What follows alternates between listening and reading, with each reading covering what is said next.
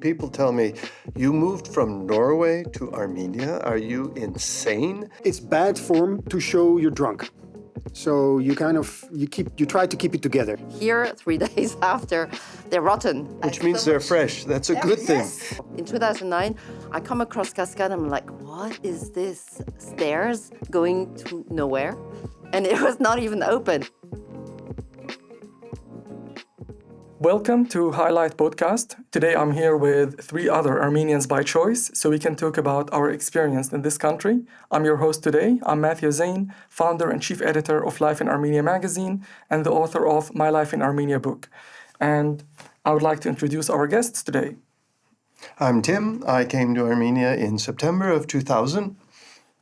I'm Caroline. I came to Armenia in September 2009. I'm Carel. I came from the Netherlands to Armenia in September 2005.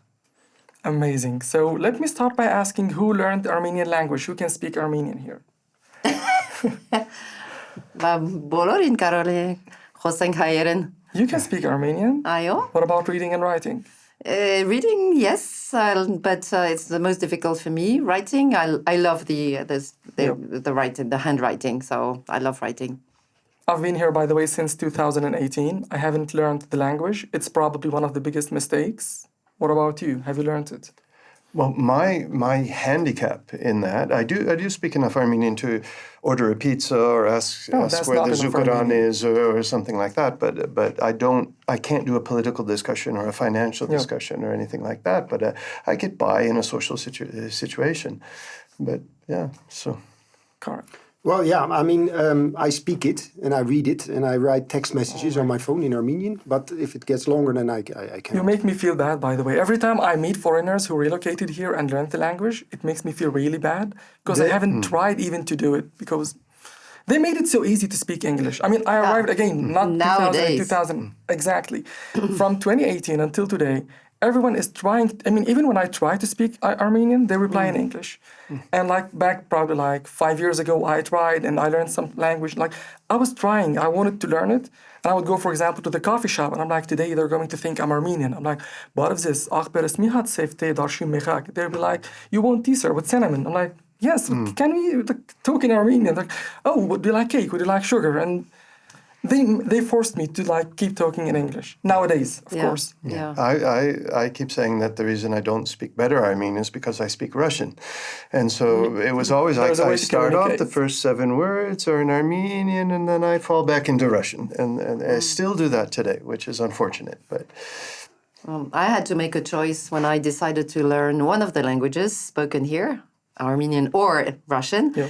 And because I had learned some Russian when I was a little girl, I thought it'd be better to go back to Russian. And then I was like, no, I live in Armenia, I have to learn Armenian. So I started learning Eastern Armenian. Amazing. It was difficult, very difficult. Of course. Yeah, well, I spoke Russian before I came here. So I could have stuck with Russian. But, I thought when I came here, I was a single guy in 2005 in Armenia, not much going on. At night, especially, the nightclub scene was very limited. So I thought, what do I do with my time? And I thought, okay, I'll open the book of the Armenian alphabet. And I spent 2 weeks on that. And then I thought, okay, let's take it a step further.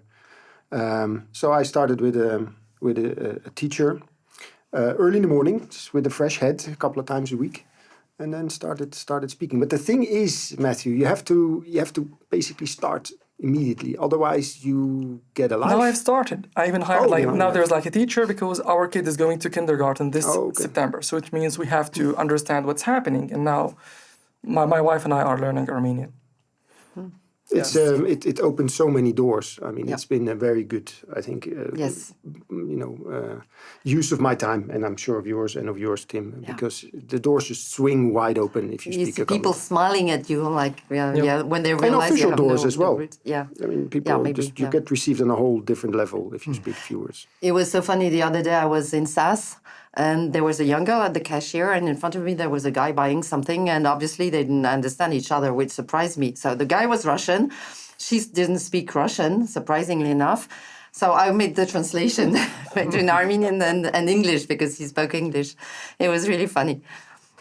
So let's say the question I receive all the time, since like I started the magazine, there's this question I keep getting, why did you choose Armenia? And the answer is I've never chosen Armenia, Armenia happened in my life. Before Armenia, I was in China. I arrived in Armenia for a week. That was the plan, just to spend 7 days in here, then complete our journey to Canada. I used to be a digital nomad. Armenia killed that lifestyle too. I arrived here, Armenia happened, and it changed everything. I'm no longer traveling as much as I used to do, and I'm living here. And on my first, let's say, week here, I met someone from the States. He was like in a coffee shop on Side Nova Street, and he said, he's a gentleman, almost like in his 80s, and he told me that for the past 10 years, he has only been living on these like 4 or 5 streets. And to me, that was too crazy. It's like, why would you spend your lifetime just living on these couple of streets? It's already 8 years. Now I'm like entering my 9th year in here on these couple of streets in this comfort zone. So that's why I always say Armenia just happened in the lives of others. It wasn't a choice. And I would like to know how it happened in your lives too. So who would like to start? Well, it happened to me as well. I was basically removed from another country, to say diplomatically. I was working for an international organization, and the country I was posted didn't like my particular line of work. I was into human rights and fairly critical. So I came to Armenia for that international organization, the OSCE. Organization for Security and Cooperation in Europe, for the office in Yerevan. And they were kind enough to embrace me. I was wondering. And in the beginning, I thought, okay, I'll stay here for a year, maybe 2, and move on. And that's 20 years ago. So it's always like that. It grows on you. It's just, I ended up staying because, Armenians, it's turned into a bit of a comfort zone. It's easy to work with Armenians, I think. Yes is yes, no is no. There is this discourse that is understandable. At the same time, there's a warmth in the discussions and in the social interactions that I find very pleasant. Even though I'm from the Netherlands, I'm not, one of your very strict sort of don't waste a second of my time kind of guy. So I like that you have a business conversation, but then you go and have a drink, or the other way around, first a drink and then the business conversation. So that's how you integrate. That's how you integrate. Yes. That's how you learn the language. And I found my wife here. I have a family, Tun Tsar, as they say. So I'm here still, 20 years. That's good. Well, I came here by accident, let's say. I was hired by Orange, the French telecom company, because I was working already in other countries with Orange. And when I first came to Armenia, to be honest, I didn't really like it. First of all, because I couldn't speak the language. The meetings were either in Russian or Armenian, or both in the company. At that time, people were very, very Soviet-oriented, meaning like working with them was not always easy. Lots of no's also, and maybe because I was a woman and it's still a very machist country, or it's getting better. But so after some time when I didn't really like it, my contract was extended and extended and extended, and eventually I started getting interested in the culture. I love dancing and music, so this got into my body.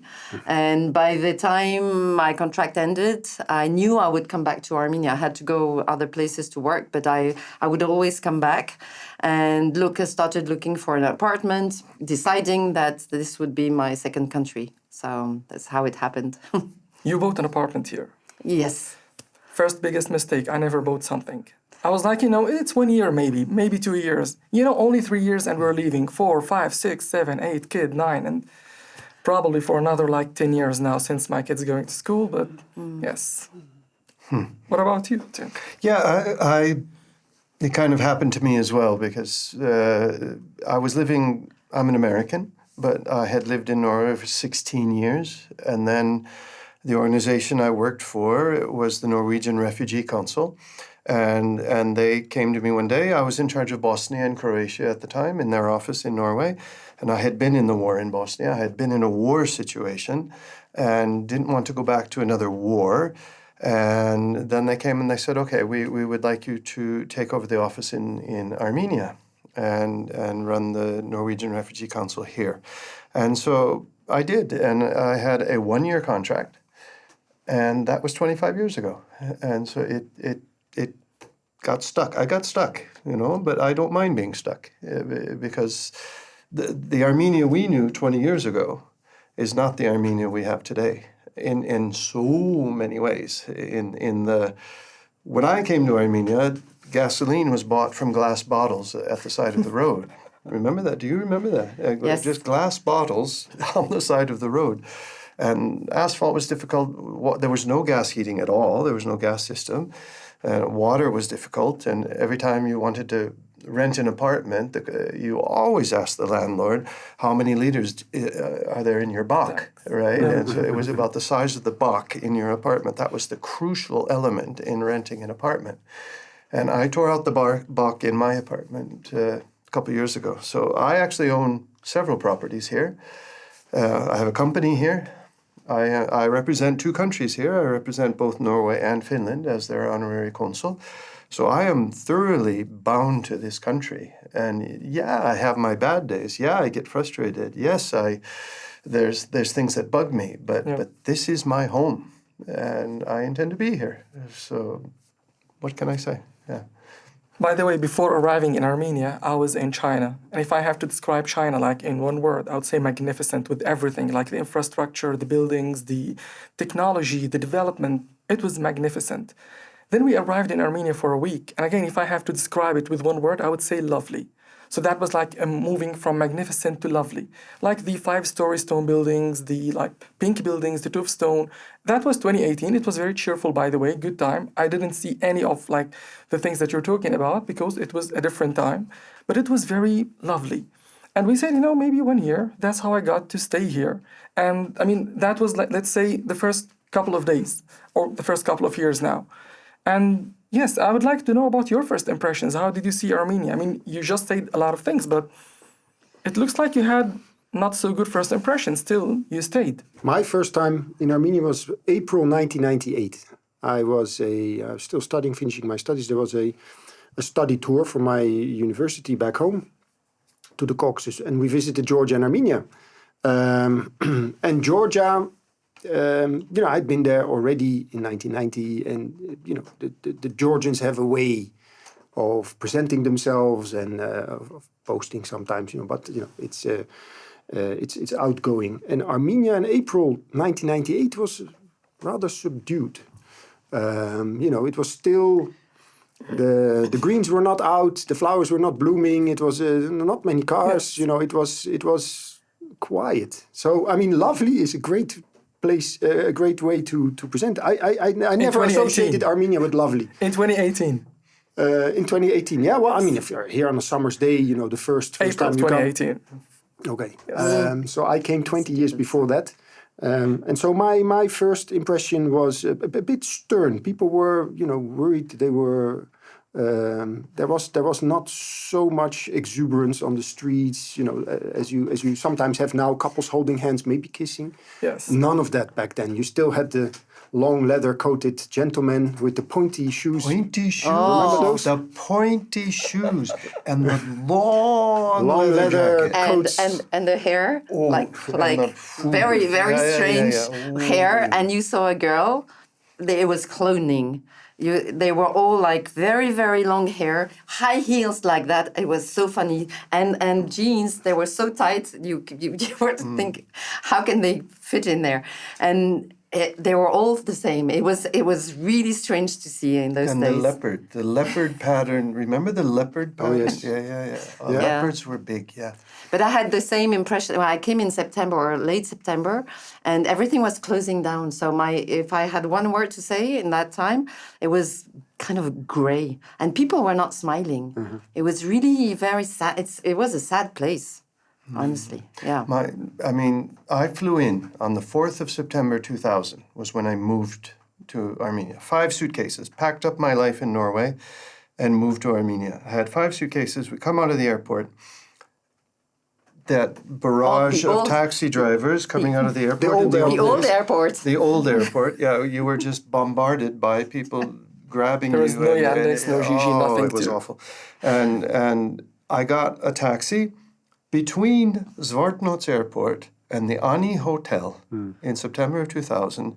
The guy had, theoretically, he ran out of gas twice and wanted extra money, and he got a flat tire on the way in. None of it was true, but because he agreed to $10, and at that time it was dollars. It was not about drums, it was dollars, right? And so he was like trying to get $2 more, $4 more, $5 more out of that. We were stopping every freaking 100 meters with some problem with the car, just to, But with that first impression, how did you stay? I mean, why did you stay with that first impression? Okay, mine was so good. Yours doesn't seem to be so good. I mean... Well, then you get to understand why they're acting this way. There were much fewer tourists, and they saw tourists or people coming to work as cash machines, let's put it this way, which I understand. The salaries were very low. We came with good jobs, so we look different, obviously. And then I think for me, when I started speaking a little bit, it changed a lot. And then slowly you get, again, it was for me a very slow pace and understanding where they came from, what happened to them. I think in my case, I just embraced what happened to them. And I felt so much injustice. I took it like almost as mine. Like my mission was just Savetanem. Yeah. So many people around me in my family back in France, they knew nothing about Armenia, as I knew nothing before coming. So I made it like I have to tell them what is going on in here. And I don't know. And then, people are very nice. There are bad sides, but there are so many good sides as well. You've just got to scratch under the surface, and then it's different. I mean, people tell me, you moved from Norway to Armenia. Are you insane? And I'm like, Norway is a lovely, lovely country. No, that's a lovely country. It is so well functioning. It's like everything works perfectly. Everybody's taken care of, and I'm sorry, but I find that a bit boring. I like a challenge. I like things that are different. I like languages that are different. I like places that are different. And this was a textbook example of challenges, right? There's lots of challenges. And so that's why I've stayed all these years, is I still see challenges, but it's challenges with lots of potential. The potential of this place is crazy, right? It's just oozing potential. And so we're having a tough time getting there, realizing that potential or developing that potential, but the potential is here. And that's what keeps me plugging away in Armenia. Yeah, the thing I like, you understand as well why they have a hard time having a medium or long-term vision, because every time, I mean, the situation is so like question marked. What's going to be tomorrow? What's next? So people are just living on a one-day basis. So let's grab whatever is good today, and they don't even worry about. I mean, maybe they worry, but they don't want to think about tomorrow because they cannot project themselves into a long term, which is really sad. Except maybe I think for the younger generation now, they have a totally different mindset, at least in Yerevan. And I see this new generation is just amazing. It's so smart, and it's a very different place. And the new generation, years ago, first they assume I'm Russian, because there were so few foreigners in the streets in this country that, of course, oh, you're not Armenian. Then they start speaking Russian. And I speak Russian, which made it difficult because then I had to say... still you got ripped off. I mean, a couple of words of Russian usually helps to kind of... Well, then they get all confused because they ask me in Russian, they say, you're Russian, and I answer them in Russian saying, no, I'm not Russian. And so they're like, what's going on here? But it was fun. But this younger generation, when in 2000 and for the first 10 years or so, I've had women proposing to me to get out, basically. And everybody, if you asked a young Armenian in 2000-something, where do you see your future? Where do you see your future? And they would say Moscow, or they would say Berlin, or they would say New York, or they would say somewhere else. This generation, where's your future? It generally, in my experience at least, is my future is here. Yes. Right? Where's your future? It's in Vanadzor, something like that, because my family's from Vanadzor. But it's totally different mentality. So just as you were pushing back, I guess then, why do you all want to leave? You can do great work here. I sometimes now push back on the young people that all want to stay, because now I think sometimes being abroad for a while, working for a bit, gives you the connections, some extra pocket money maybe. And the wherewithal to then come back and put your knowledge to work. So now I sometimes even think, why you all want to stay? It's there are lots of opportunities here, of course, and that's also I fully agree. And I got into lines of business here and work that I would never be able to in the West because the entry barriers are just so high, and here they're not. So there are a lot of opportunities. But at the same time, for a small country like Armenia, it's always good for young people, professionals, to get some extra experience. A different perspective before coming back here. Definitely. I saw many of my colleagues leave when I was in Orange, and that would make me really so upset and sad, really sad in those days, 2010. And it was a crisis here in 2010. It was a very tough time. So, and I like hearing people coming back now. And a difference I can see also is women are getting more empowered. And they're very... That's the influence of the tech industry, probably. Probably, yes. And the highest rate in the world, by the way. I like it. Working women in the tech industry, 40%. Out of necessity. It's not a policy. It's out of necessity, right? We need more programmers. We need more coders. We need more administrators. And there's just not enough people here. So the women have had an opportunity because of that. To change social norms little by little. See, it wasn't a government policy that did that. It was the market. Yep. Yeah. But still, at the same time, there is a glass ceiling. I mean, there's still some things maybe you're not supposed to do as a woman, or you're supposed to behave in this or that way. It would take 10 more years. Not my opinion, by the way, but I have a funny story about that. I go out for lunch with colleagues, and we sit in a restaurant. So it's two guys from the office and me, and then comes a guy from outside with two women, and they go and sit, and the guy comes towards our table because obviously he knew my colleagues. So he says hi to one guy, hi to the other one, and I'm just like non-existing. Like I asked my colleagues, I said, what's the problem? Am I transparent? Am I like, you couldn't say hi to me? What's the problem? I said, oh no, just in case you were one of us girlfriends, and then he could be punched. So I was like, wow, really?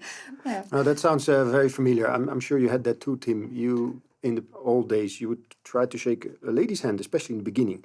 And she would not make the effort, so you would be sort of hanging midway in the air, and then kind of withdrawing. And then at some point I stopped shaking, I stopped trying at all. And then I thought, but that's also weird. But things have changed now. Now it's hugging, and you have to decide, go with the flow, right or They left. started hugging. But why not? Do you remember in the old days that if you were interviewing for a position in a company you're running or whatever, and you invite a young woman in to interview, and her brother would come with her, or her parents would? That before. Remember that? And some of them would insist being in the room while the interview was happening. But that's gone. That's absolutely gone. Yes. I had friends of mine also, starting from around 9:30 in the evening. We were with just girls, but mom would be called like every 10 minutes, like, when are you coming back? When are you? I was like, and she was like 23 or something like that, not yet married. Yeah. But it was like, why? What is that? Yeah, but there's still a big challenge on domestic violence in this country. Yeah. That is definitely something that we need to keep pushing on. A lot more awareness, a lot more outreach outside of Yerevan. The Women's Resource Center, the Women's Support Center, these are organizations that have done such an important job, and progress is being made, and so we need to keep pushing on it. That's good. By the way, I arrived here in 2018, and from 2018 until probably like the end of 2020, I never had an Armenian friend. We were just like passive travelers. We stayed inside. I work remotely with the US. We're just like traveling around, going to restaurants. I rented an apartment on Abovian Street, and I still love that street so much. And it was just like, attending those dances on the street, nothing more. And I didn't have any community. That's why I never bought something here. It was like, maybe 1 year and we will be done. We will see all the country, then leave. Maybe just like 2 years. In 2020, I started working with Armenian companies, and everything changed. From 2020, I started, for example, going to people's offices. I'm meeting them. And again, since you're a foreigner, everyone is so welcoming. And after 1 or 2 visits, you get invited to weddings or to barbecues or like to go to someone's towns. And once you go to a wedding, you meet more people. And it's always like, those are my brothers. And you meet 10, 20 brothers. I'm like, how comes all of your brothers? Oh, no, they're my cousins. We just call everyone brother in Armenia. Three times removed And cousins. within a year, you just find yourself like having dinner with like a family you don't know in a rural town in Armenia. You don't speak the same language, and you're just having dinner there and by the way, there's nothing they would benefit from you. Like, it's not like I'm going to have any business with them in the future. It's like a family of someone I just got introduced to in, a gathering or a wedding or a party. And you just have this, we started having a community. We had friends. People were inviting us all the time. Like, are you doing anything this weekend? Join us. Come to our house, come to our, town. And this is how I integrated. This is how I built a community in here. How you integrated? Like this, but I have the feeling that it's changing a bit. It's people are, especially in Yerevan, they're more on the clock. Time is money. Because it's still welcoming expensive. and open, and you can call friends or even colleagues. Let's meet for a beer tonight, and you'll have 3-4 people. That's great. But still, the exuberant welcoming culture that we used to have.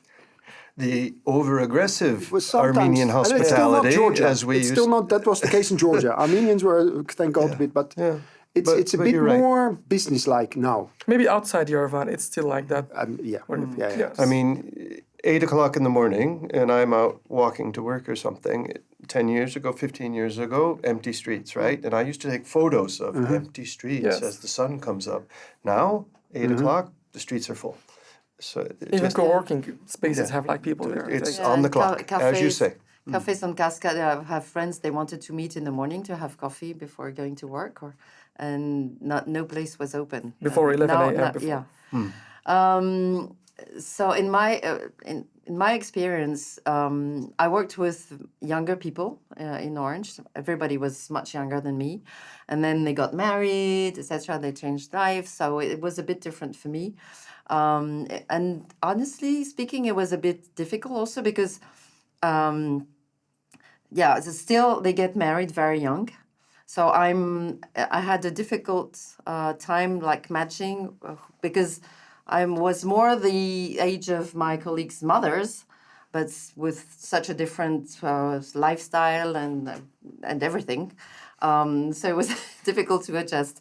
So now it's I've kept many friends, but it's I try also to mingle with people who are coming for as expats, because it's also interesting to see how they perceive Armenia as just a foreigner who's coming for a short time, and being part of a local association like an NGO. Yep. Also makes things a bit different. But for me, maybe because I'm single, it's a bit more difficult to get into families and be invited to family gatherings. But I wouldn't call them, by the way, all of them like friends, whoever would invited us. Sometimes it was just like, would you like to join us? Like, our family is here, we're having a barbecue, would you like to join us with your wife? I'm like, yes, of course, we'll go there. And this is how it happened for us. I mean, you still have the occasions, especially outside of Yerevan, that you walk past somewhere, there's a couple of workers having lunch, sharing, come over, you say, hi, Barevzis, Motets Bane, Hametsek, Mikator Hatsutenk, and then it's just nice. I mean, they might not, they mean it, actually. They expect you to say no, but if you do sit down, you eat their entire lunch, it's also fine. And that's the nice thing. That's one of the nicest things about Armenia is just this spontaneity in those, and that's much more outside the city than in the city these days. But I mean, I have stories to tell of traveling, 15 years ago in the regions, of exactly this happening. We would come somewhere to a construction site and end up having lunch, or thinking mistaking the the carriage that was their kind of working place for a kind of makeshift restaurant, and sitting down and sort of saying, ordering something. Wasn't a restaurant at all. These were just people having their lunch, and this was their working station, and they would bring their food and sort of. And then after we had finished everything and said, how much do we owe you? They were like all surprised, but you don't owe us anything. What? This is not a restaurant or a cafe. No. This is our lunch. This is we're working here. Many stories like this. Yeah, my favorite story of the Armenian hospitality is while I was working for the Norwegian Refugee Council, we up in the village of Pitchavan, right on the border with Georgia, up in northern Tavush. And we had built 100 and something houses up there for refugees from Armenians from Azerbaijan. And we had a banquet. And when we handed over the keys and they were going to move into their houses, so we had a banquet. The governor was there, the archbishop was there, the police chief was there, everybody was there. And the wine and the vodka were flowing in a way that I had never seen. And of course, Tavush has wineries and production of wine and vodka. And the cornelian cherry, Ori in particular, is deadly. And in the middle of the dinner, I tasted the wine and I said, wow, this is a very good white wine. This is at a time in Armenia before the good wines came, right? You had a podcast recently about the wines. The wines before 2012, 15 or so were not good. So this is at a time when, wow, this is a nice white wine. That was a huge statement at the time. And the governor was sitting next to me, the Marspet, and he turns to me, and everybody's a little bit 2 glasses in, and he turns to me and he says, I'll give you half the factory. The white wine factory that's on the way as you drive down into Ichivan on the right side of the road. And he said, I'll give you half the factory. And I'm like, okay, fine. And then the next day in the office, a little bit not fully functioning, I get a phone call from the governor's office. He goes, I'm sorry, I can't give you half of the wine factory. It's not on my balance. I'll give you the whole it's not on my balance. I can't give you half the factory. I said, I understand. It's okay. What would I do with half a wine factory? Oh, that reminds me when we were launching Orange. It was I had to organize. We had all these French people coming, including the chairman of Orange Group, and was like, oh, where can I get wine? Because it's no way people are going to get brandy or vodka at the opening ceremony. So there was one place, it was on Abovian, Noyan Tapan. And so I went there, but it was, it was interesting. And all Armenians attending were, we had the president, and it was all the fuss and having all the security and etc. Actually, the building is very nice. It used to be in the Soviet times. It's on Abovian and Aram Street. I was told it used to be toys place. Детский мир, yeah. Maybe, and it's a beautiful place. It was never fully renovated, but some parts were just open, so we had to make sure that nobody would, a little overdrunk, would fall over. into the emptiness. But I remember having a hard time organizing so that the French people could drink something that would feel French more than Armenian. What I like about talking about drinking is that it's Armenians like a drink, of course. It's nobody watches exactly how much but it's bad form to show you're drunk. So you try to keep it together, even if you're really you're having a hard time, you're struggling down the sidewalk. Be cool. And public drunkenness doesn't exist, and that's different to, for instance, Slavic countries where it's more people just are way out. Nobody, you don't see drunk. Exactly. Very rarely. Very rarely. Drunk people. And then there's walking down the something street. seriously wrong. Yeah. So that's I kind of like that. But did you guys have learned, I'm sure, when you're at a banquet or you're in a big gathering or something, and you don't want to drink a lot, and you still want to be polite, right? You don't want to be rude to the hosts or anything, but they fill your glass, and you pretend you're drinking, and you touch it to your lips, but you don't, and you cannot empty your glass. And then it's rude to put your hand over the glass and say, I don't want any more, right? So you have to keep the glass full and just touch it to your lips. I had to be taught that my first year in Armenia, how to do that properly. And then they toast every 5 minutes, like, let's toast. So you have to... Who can mention the order of the toasts?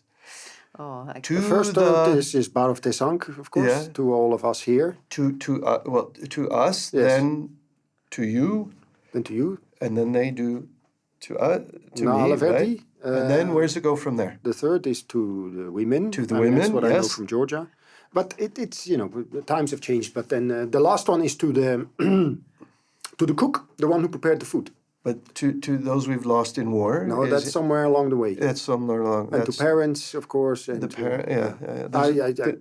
the first 3, 4, I kind of I get, and then it's a free for all. You can it kind of dissolves into whatever you want. To my country, to your people, to my people, to blah, blah, blah, blah, blah, blah. Yeah. Looks like you are influenced by Armenian traditions. Like, of course this is a lot. I mean, and of course. What else besides Bavons. this? What would you say other things that you got from this culture? Like Tim what and traditions? I are from a culture where speeching is just not, it's not taught.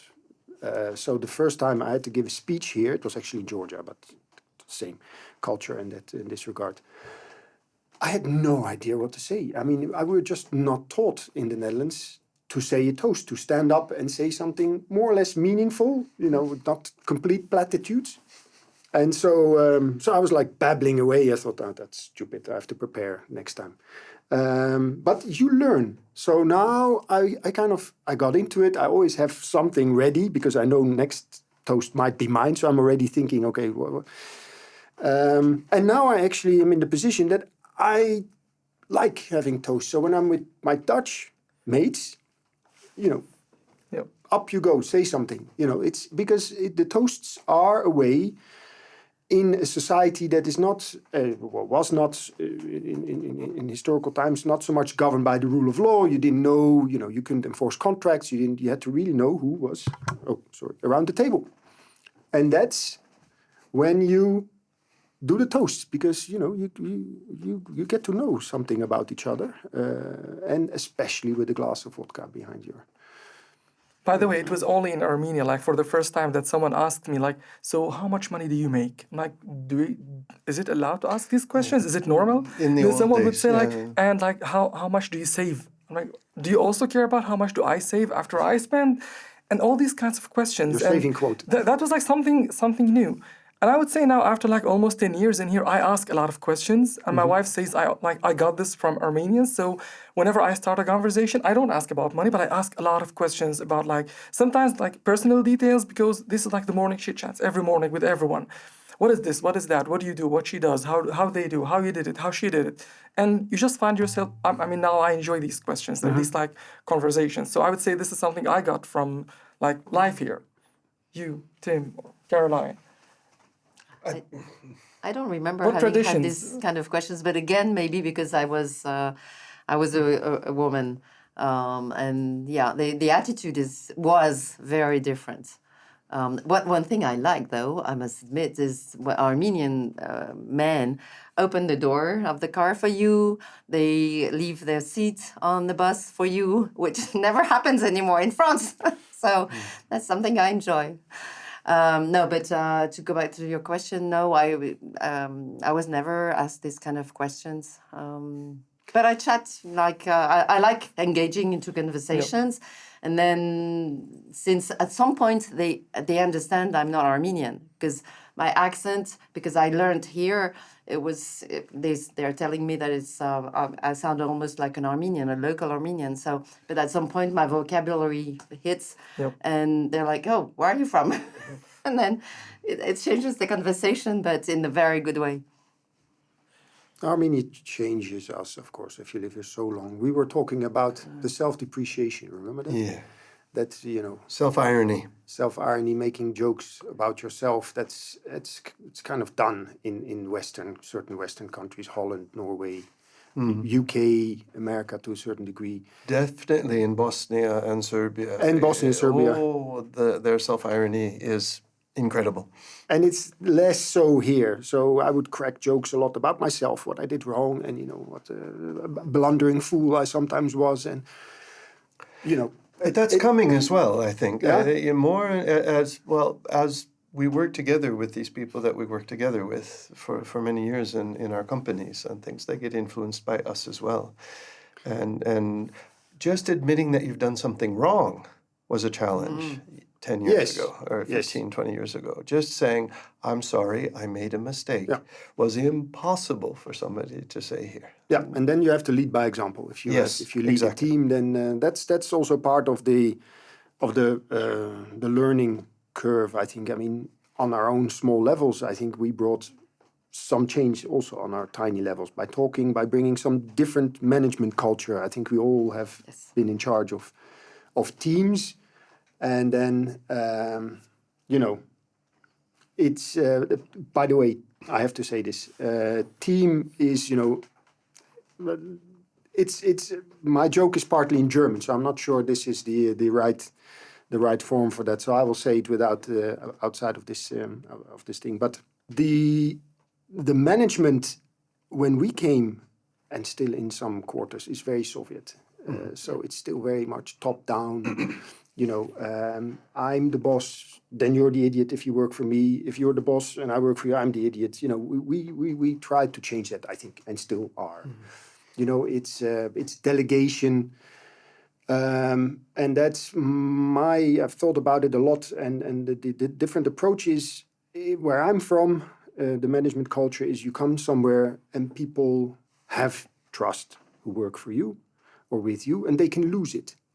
And I think the bad examples of Soviet management is people who work for you or work with you, they don't have the trust, they can gain it. And that's a very cumbersome process, because then people have to earn your trust as a boss, and that leads to all sorts of complicated situations. It's much better to give people trust, they can lose it. So I've tried to bring that. Mm. When I first started working here in Norway, it's a very flat social system. It's a very flat system in companies, and bosses are accessible, and bosses can make mistakes and all of that stuff. And to come here and meet this reality where you're not a boss unless you are a boss, exactly, right? And that I had a hard time learning that, and I realized that within the first 6 months or so, I had to learn how to get angry and slam my hand on the desk to make a point in order to establish myself as the boss. That is so not me, right? And have an answer to everything. And have an answer to everything. Always. But that's changing. And one of the saddest statements I've heard, and I haven't heard it recently actually, but in earlier years, is young Armenians saying, I've worked for a Western company, I've worked for an embassy, I've worked for the UN, I've worked for something.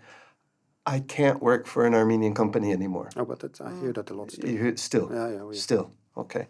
I can't work for that other leadership style. Yeah, sure. I can only work in a Western company.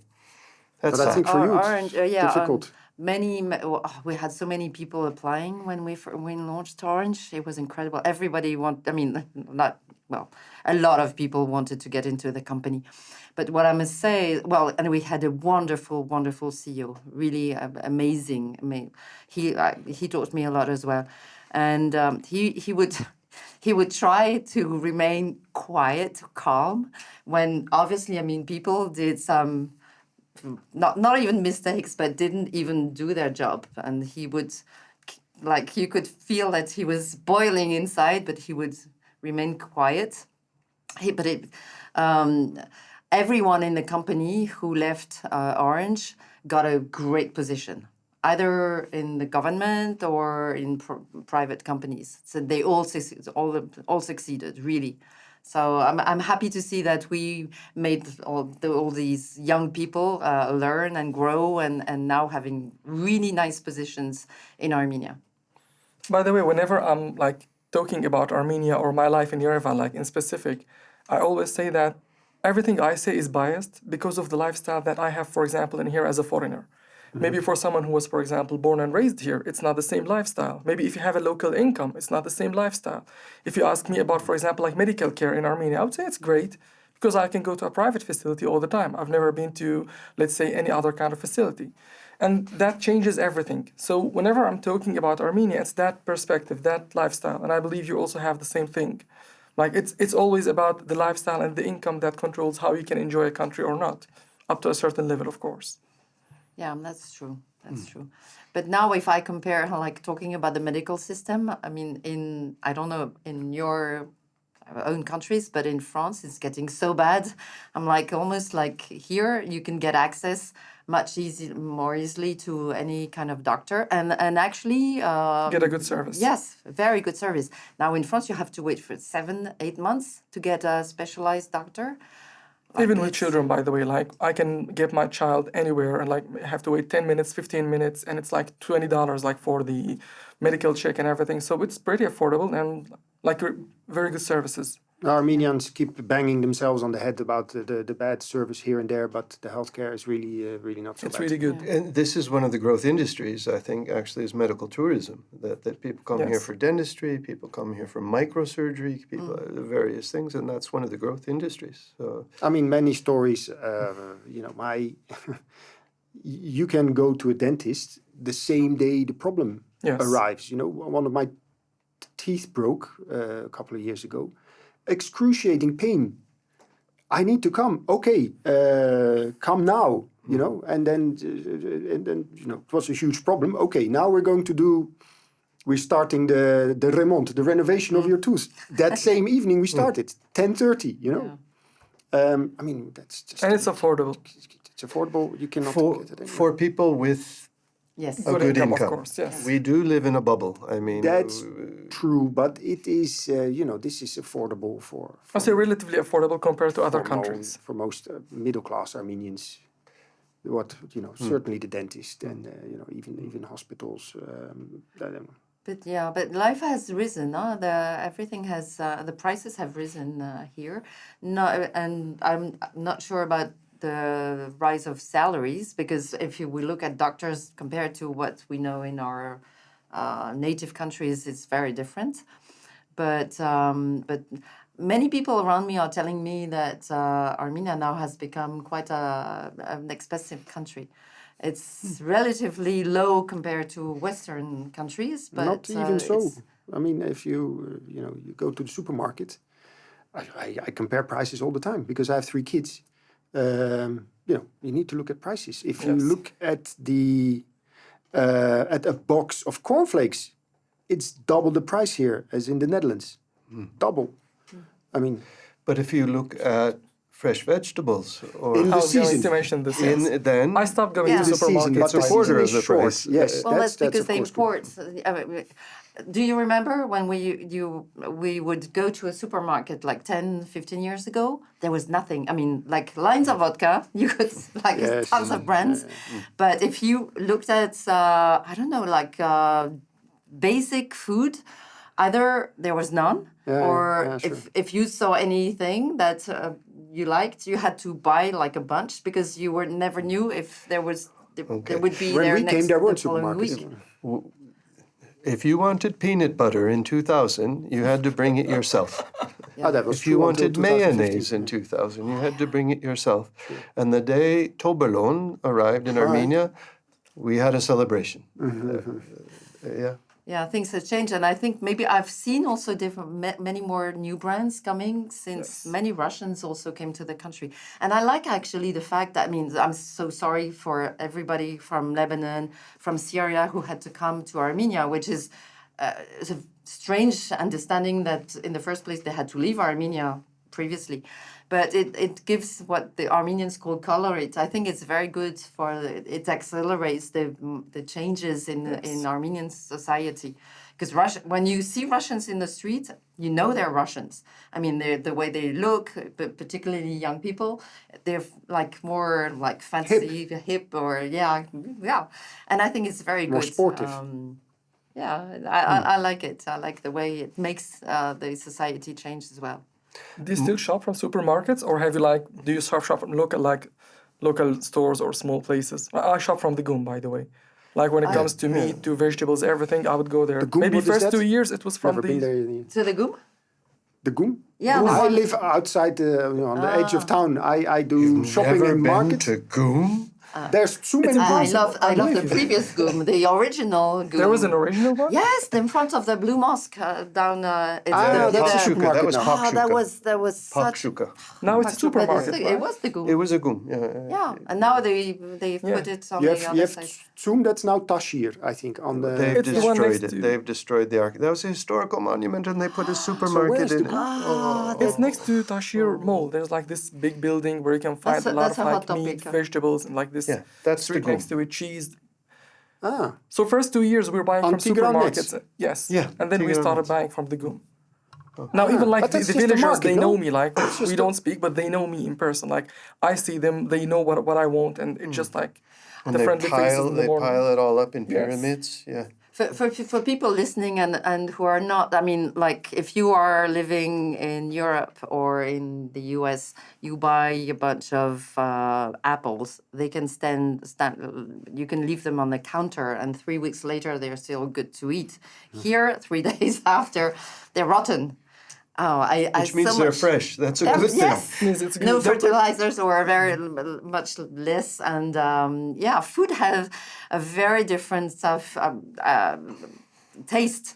And in the West, we expect to be able to have apples all year round. We course. expect to have everything all year round. Here, you learn very quickly to eat it in season. Yeah. And you appreciate it so much more. The strawberries are ripe. The apricots are ripe. And by bunch, like kilos. Yes, like and kilograms, so not just- they're great. Strawberries, raspberries, but that's blueberries. also The changing. cherries. You can get everything. And in the West, Through the there's season. there's cherries. It's cherries. Here, you have the ball and you have the what's the other one? Keras. Oh, no, I know the Geras, ball. yeah, yeah. And suddenly I'm like, there's two different kinds of cherries. How is this possible? Right? It's just, yeah. No, food is definitely much better here. I mean, the taste, I love it. Yes, no, food is good. The service is good in restaurants. Quality, price quality used to be fantastic. I thought it's become a bit expensive. So, don't eat out so much anymore, unfortunately. But it's still, it's still very enjoyable. But do you remember when a traditional Armenian meal, it was chorvats and kebab, right? Yeah. And then the war in Syria came, and then the Syrians came and took over lots of cafes Yes. and restaurants.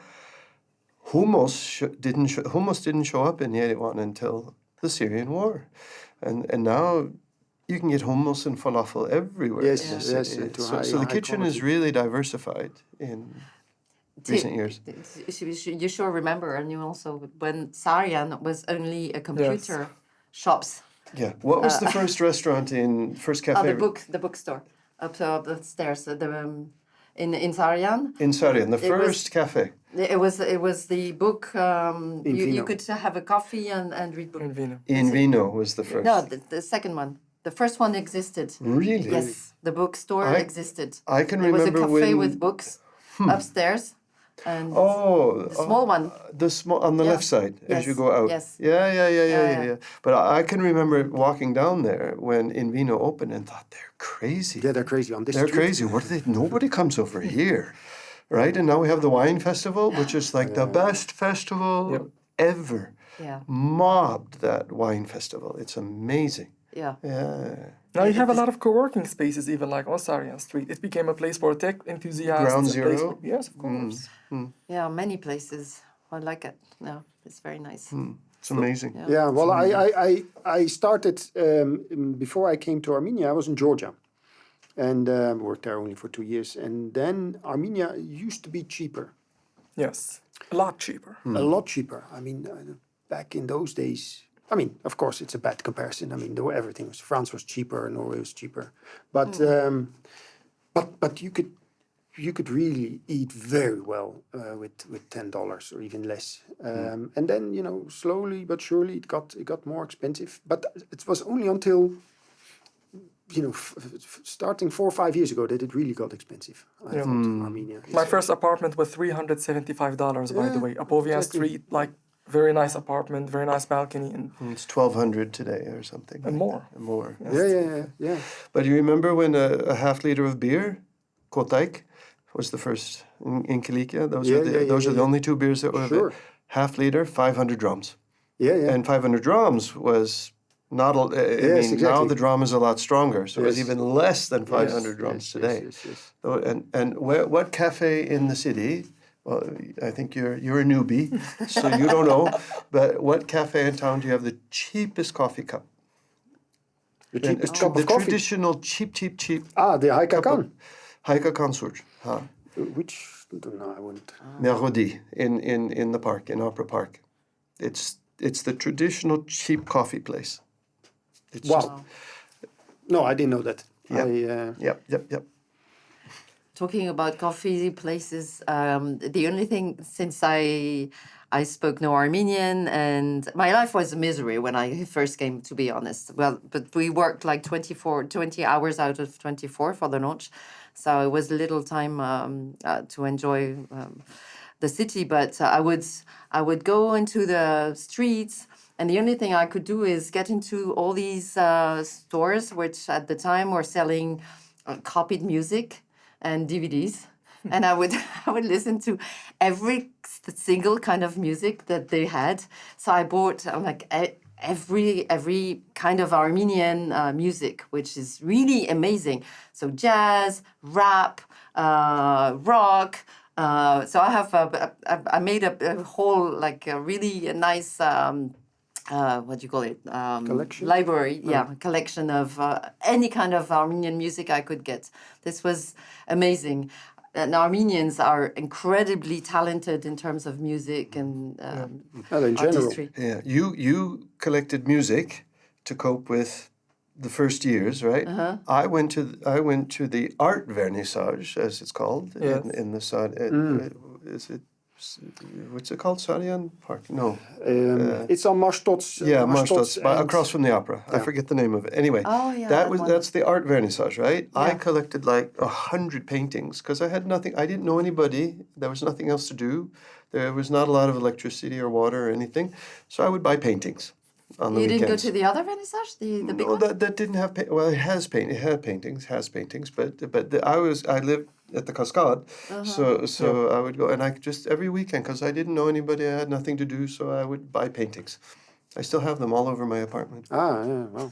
I think I lived just across your apartment because you have these The coat of arms of Norway and Finland on my balcony. And it was my dream when I was living here to live on Cascade. For me, it was the nice.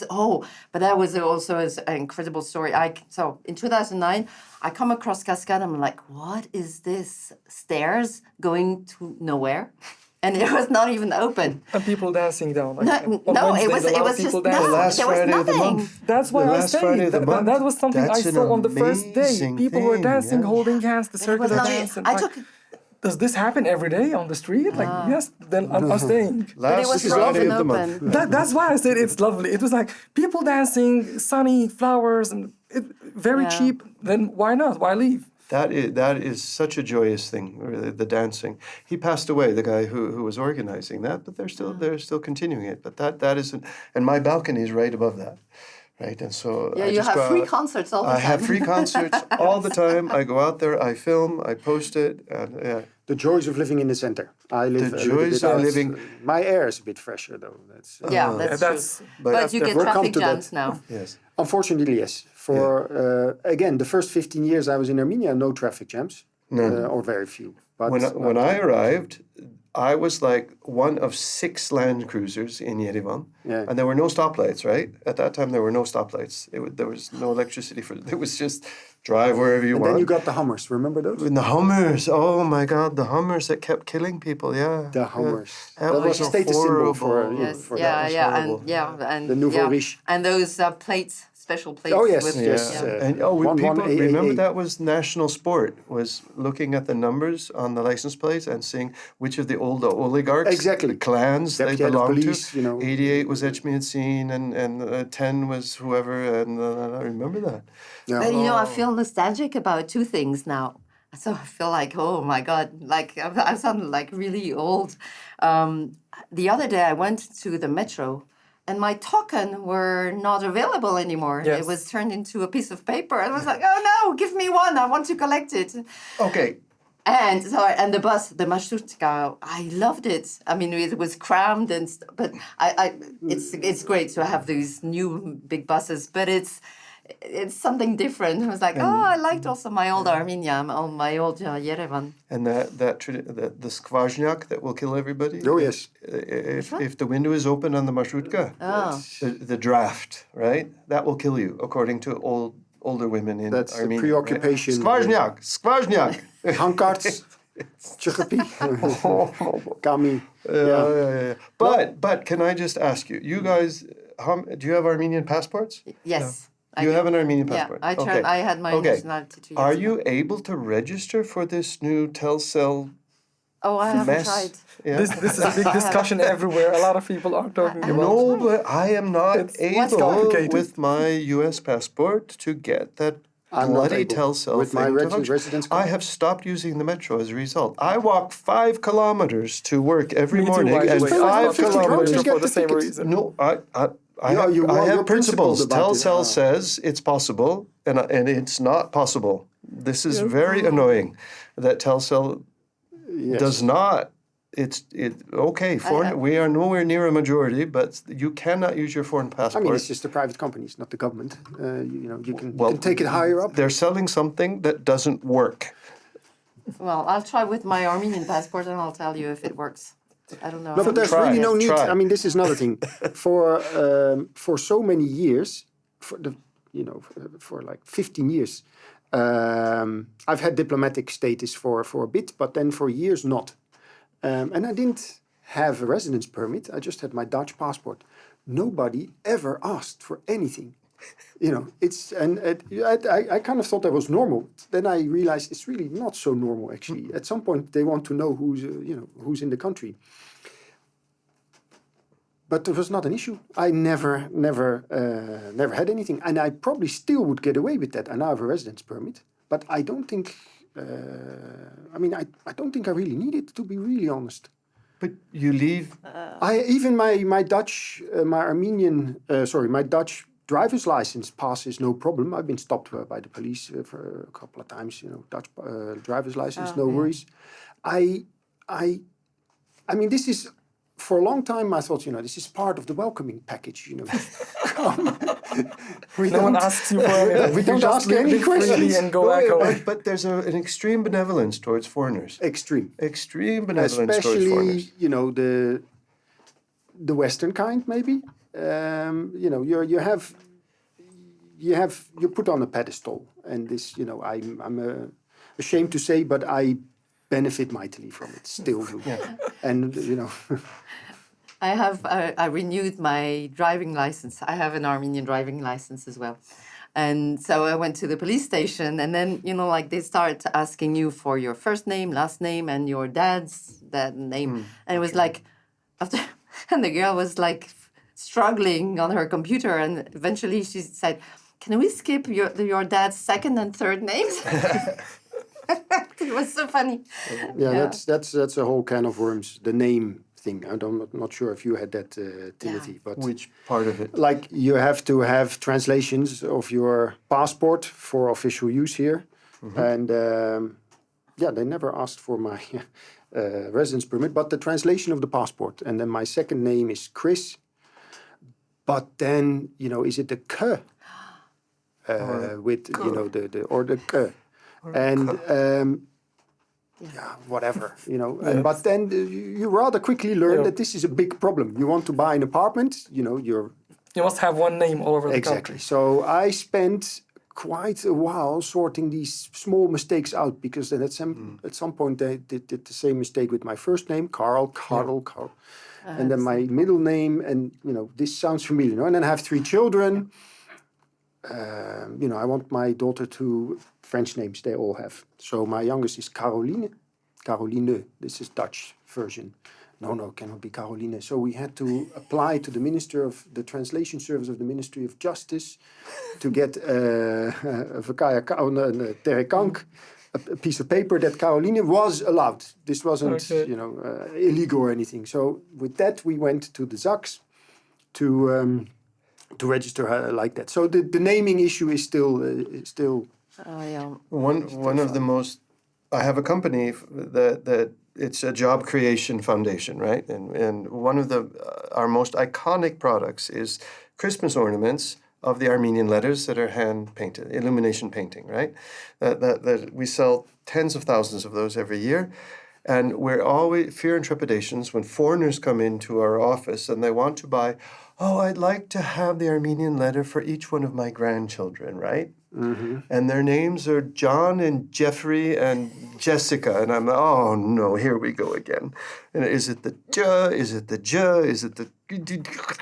And my staff, it's just like panic every time. Just no J's, okay?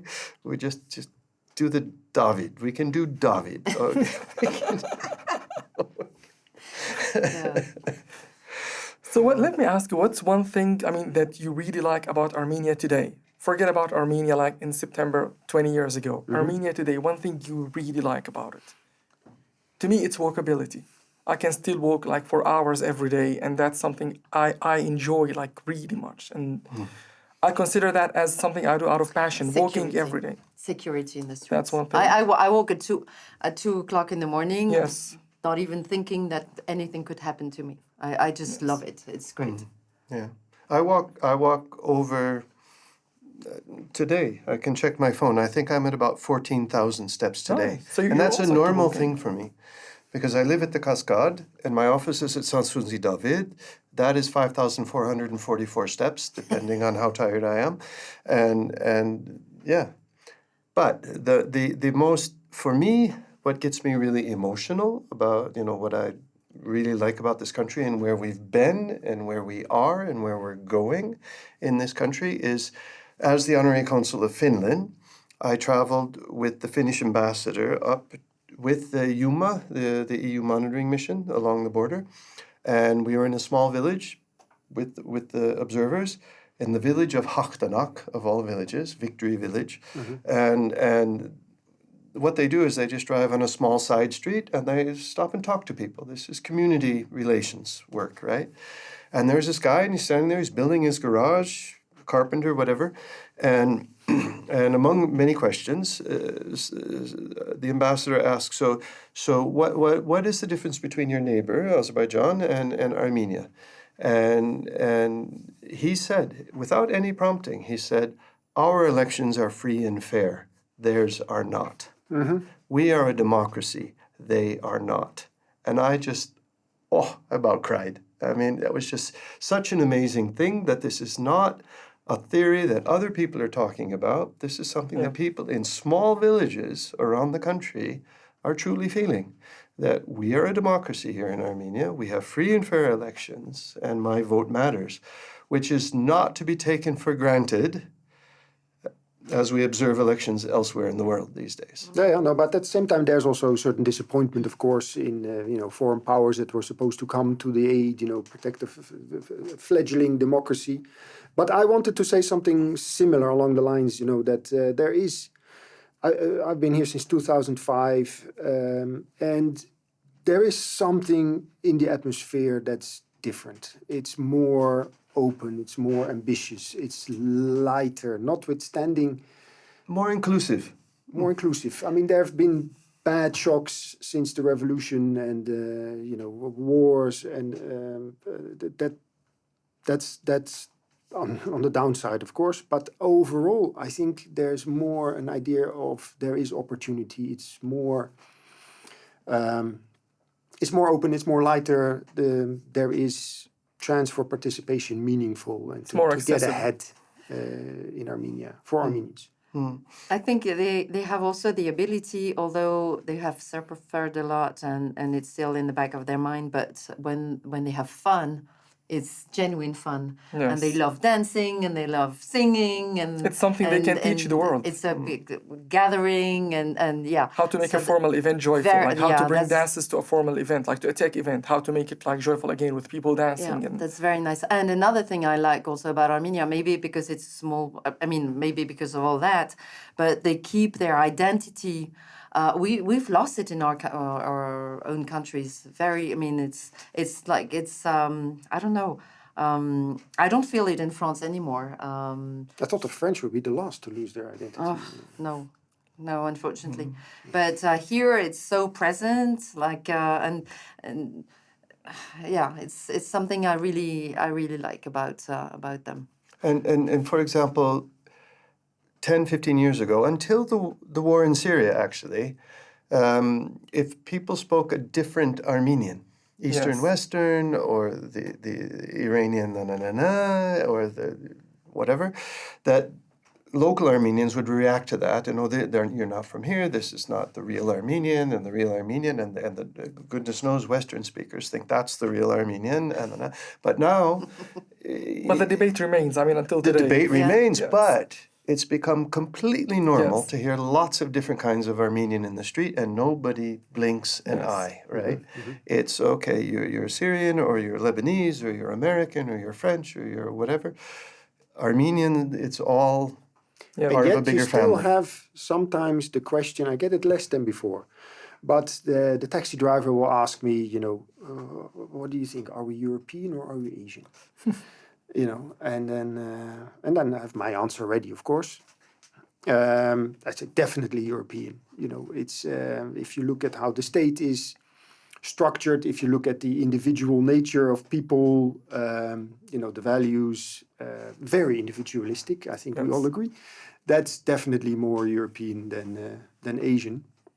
But the fact that this question still arises from time to time also says something about their identity and still trying to figure out, where do they belong in between worlds. You're talking about cultural identity, but what is Armenia's place in the world? Who do we really belong to? Because I think many Armenians, as a small nation, you need to belong to something bigger. I think that's the idea. It doesn't have to be, but that's I think. In many Armenians' mind, the kind of the rule. So what is it then? It's definitely Europe. Then what's something you think Armenia should learn from the world? What's something that you believe Armenia could learn from another country? Given your experience or different backgrounds. Who would like to start? I'm not sure they have to do that. Nothing? But that's a good thing if you think there's nothing. But I would start saying that individuals and let's say the entire country can learn how to make more money, because there's a lot of ways to make money, but no one is using it. There are many opportunities, but I see a lot of individuals not going after these opportunities. A lot of people can learn how to make money like others are doing in other parts of the world. And when it comes to the country itself, for example, there are many sectors that are not yet utilized at all. Mm-hmm. From my perspective, it's like digital nomadism, for example. You don't see digital nomads in here. You don't see the country being promoted as a digital nomad destination. Meanwhile, it's an industry with millions roaming the globe. So, What about you? Something you believe Armenia could learn or Armenians could learn from another country?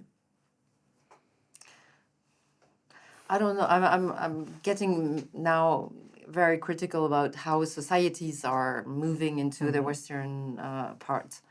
So, like family, I like the fact that here they're still family oriented. Family oriented, yes. Even though it's good also that younger people, when they can afford it, can have their separate lives. But we went in the West, we went too far on the extremes. It's still a balance in here, like social conservatism and social freedom still in a balance. Yeah. So. I mean, I think it's there's certain themes that Armenia can improve on. Probably, still management is an issue in government institutions, certain companies. I don't know. I mean, tolerance may be still a bit of an issue. Empathy. Empathy. Developing empathy, right? And just understanding other people. And taking other people into consideration. That's even just walking down the street, just letting each other speak. I mean, finish their words. I mean, I've chaired meetings And cutting lines.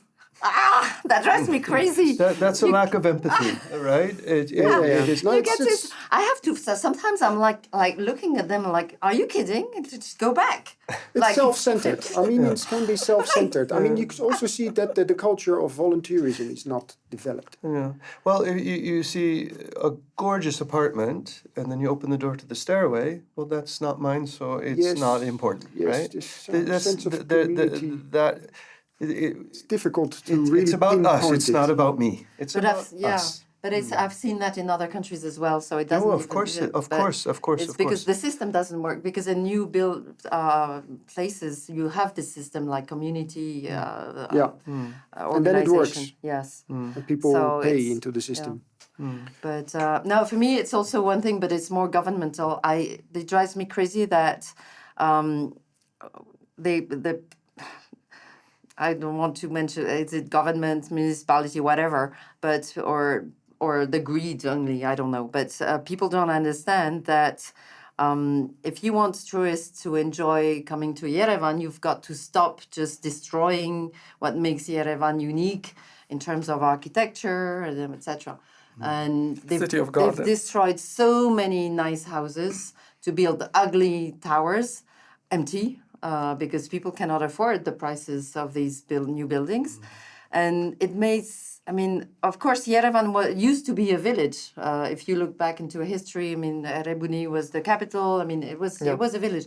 But it's losing its soul. And I'm really not worried, but I feel so sad to see that they don't understand. Like, we are coming from places where old buildings are celebrated as a cultural heritage, and people come to visit our countries just to see our buildings. So I think there's still a lot to do on that side. Not to lose this lovely aspect of the city. But I respectfully disagree a little bit. What was so unique about Yerevan? There's like 2 stories, 3 stories. The 2 stories, wooden balconies, and they were in terrible shape. Not all of them, and the renovation. It was beyond repair. I don't know. It's. I'm getting a lot of hate mail, maybe, but it was in bad. It was in bad. Well, you can do it was renovation. in bad shape. It could have been renovated, but it would always be a sort of very strange mix. One of my pet peeves is taking really cozy little cafes or restaurants and making them shiny and new. Just Eden Cafe at the Cascade, which is right close to my apartment. I spent days and days and days there with friends and enjoying things, and then they made it all fancy. It's not. I will not set foot there in that fancy thing, and so we're losing those authentic places, that really are comfortable. But that might be my generation. Almayas. You remember Almayas at the Cascade? And I remember Gohar's place. Is that now? Gohar's place is now all shiny. Gohar, It was the Alamo, then it was Gohar's place, and it was Studio Cafe, and now it's all shiny and empty because they made it shiny and it couldn't carry the business, so it's empty, right? Almayas was really rustic and wood and comfy, and all the waiters were miserable, but we laughed at them, and it was fun, right? And now they made it into sauté. And it went bust after 6 months because nobody wants to go to a shiny place. And I don't see why they don't understand this. People don't want to go to a shiny place. But maybe it's my age or whatever, but I don't know. Yeah. No, I agree. I mean, it could have been renovated another way, Yerevan. They could have, it could have been done really according to Tamanyan's vision. Yes. The city of would have been, gardens. with the nice gardens around that are now mostly cafes. I agree. But the very old structures, they were... But do you remember that phase where when they wanted to take down an old building, that they would number all the stones on the buildings and take them down stone by stone? Remember that? Yes. Some of them are actually being put back up, which has surprised the heck out of me because I thought, oh, this is just a gimmick to make it look like something is going to happen with these buildings. But now some of those are being put up in Arami and Busan area in that quarter there. So I don't know. Honestly, they have gems that they should be taken care of. I understand that some of them are from private properties, but then like I think they just don't care, unfortunately. But they used to remember in the old days, the oligarch days, that if there was protests about protecting an old building or something, that they would come in the middle of the night and tear it down. The corner. I mean, you were here for the whole Northern Avenue saga. The whole Northern course. Avenue. Yeah, but Mr. Pig. Yes, of course, I know Mr. Pig. Yeah, Mr. Pig. That was the oldest building in Yerevan. That was actually worth keeping. It was worth keeping. It had meter-thick walls on that thing, and they came in the middle of the night and knocked it down. And Adrine Grigorian, you were the one that chained yourself to a tree outside of that to protect it. Sorry about that. Yeah. Since you mentioned Tamanyan, do you know that Yerevan was originally a very hot city? Like during the summer, it used to be even more hot than it is these days. But no trees, of course. And surrounded by mountains too. Yeah, sure. And then he created this circular architecture and the air corridors to make it cool city. That's why we have cool breeze during the summer, although it's surrounded by mountains. This cool breeze comes from the city's architecture. So this is now being... okay, that's interesting. I didn't know that. You have to read... I mean, there's a lot of work you can read about from Tamanyan's vision for Yerevan and how he designed it for this purpose. A friend of mine, like Vahram Elagos, he contributed a lot of articles about this specific topic, how Yerevan used to look and how that design had a meaning. It was like air conditioning somehow for the entire city, but through the architecture. Oh, interesting. Yep. Amazing. I mean, the wind is a bit too strong from time to time in the summer. What about air quality? That's a topic these days. Yeah, do you feel it? Oh, yeah. I notice it in my throat. I walk in the Netherlands for 2 days in a row. Let's say I wear the same shirt 2 days. Then it's fine. In Yerevan, it's black. The color. These parts are black. That's and then that's part of the traffic issue. I mean, the traffic is horrible. Not only. We're in a valley and there's industry, but cars are... all cars also, just not only the traffic, but cars sometimes... But it's temporary, no? In 10, 15 years, 20, it will be... Hopefully. I mean, the smoking ban, at least that was the great. inside part of it works. The plastic bag, there's less plastic bags being used. You have to pay for them. Positive development. So there are positive developments. Yeah. But again, people need to change their mindset also because there's still a lot of garbage that people just throw anywhere. Yeah. So this has to be, part of the education, I think. That's a certain generation and a certain gender that does that. That's true. And maybe less in Yerevan than outside.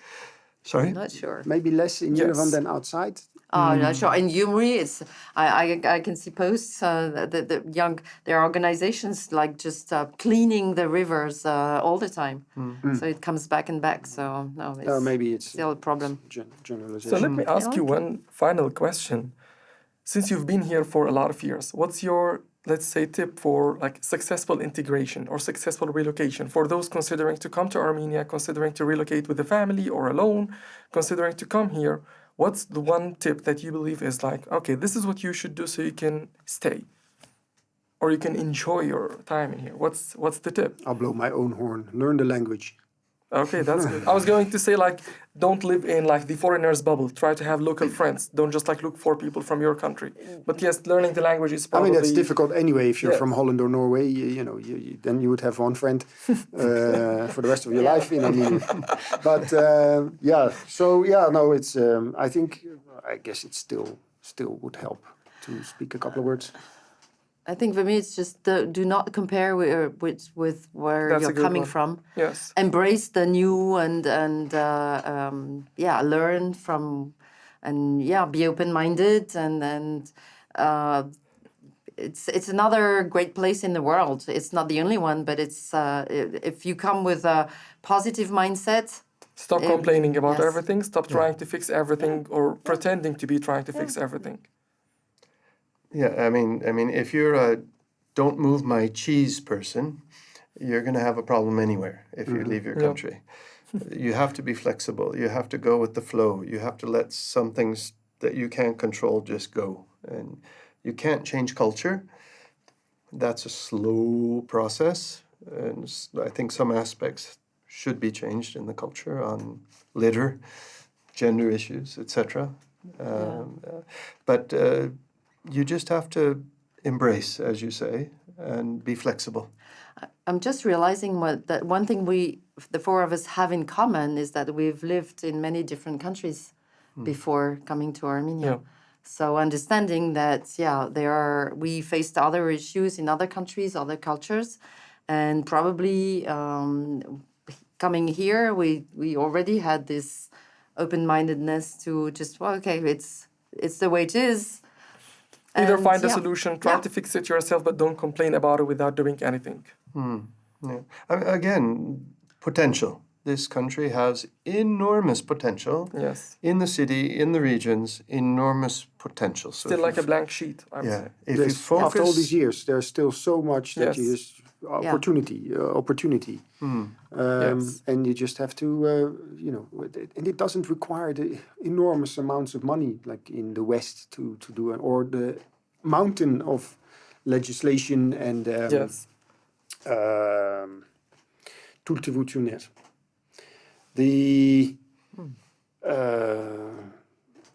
Forget the word. The Russian word now comes to me. This is not an act. Что такое? You need approvals to start something, right? Licenses. Licenses. It's all relatively easy in Armenia still, and so it's definitely opportunities. How many hectares of walnut trees do you have? 0. What? We have almonds. Oh, sorry. So the fact that I, a lawyer who worked for international organizations, can get involved in agriculture here, that would never ever happen in the West, or the financial market that I'm active in with an investment company. You can just forget about it, But here you can, with a bit of contact, a bit of an idea. A bit of money to invest, of course, but not really that much. Yeah. You can do it. And then you have these unique little experiences. Like, I'm a foreigner. I travel in Armenia, and I talk about, we work with the women in Berd. And there's quite a few people who said, you work with women in prison? And I'm like, no. There's a place called Berd. They think Bond. They're not in prison. Right? So that I, as a foreigner, can laugh at that and appreciate that. And people in Yerevan don't go to Berd. So no, that's true. I find that fun. Yeah.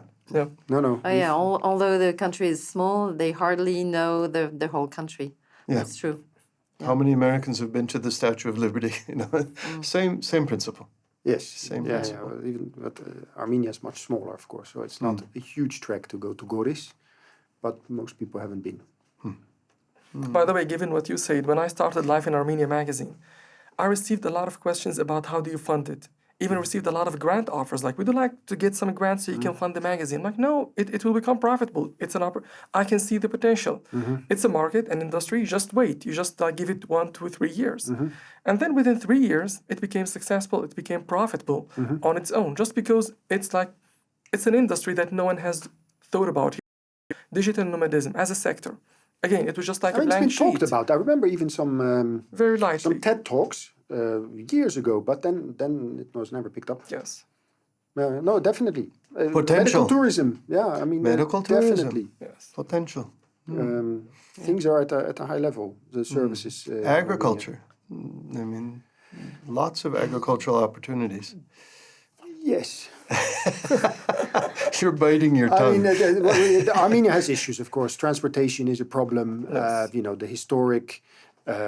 The historical focus on Russia. It's difficult to get a quote for a container to India because companies just don't work in that direction. Yeah. So this is. I know 3 different projects that are aimed at trying to get Armenian companies to quality standards and testing and all of that in order to export to the EU. Yes. And everybody agrees it's extremely difficult, but it's extremely necessary as part of the integration into the Western economy. So Yes, definitely. No, it's it will come, but it takes time. I mean, it's the Eurasian Economic Union is there. It's what people exporters are used to, and it needs to change. There needs to be that. The EU, the European, the Eurasian Economic Union will always be there, but Armenia needs the alternative. So that's another discussion, of course. Yeah. it's a huge discussion. Yeah. Thank you so much for this. That was, really amazing to meet people who've been here even like in those days of Armenia and all these memories you've shared. Can we take a selfie? Are you fine with taking photos and posting photos online? Of course, yeah.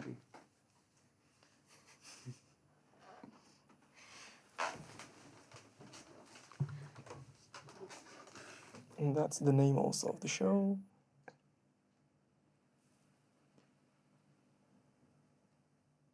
Amazing.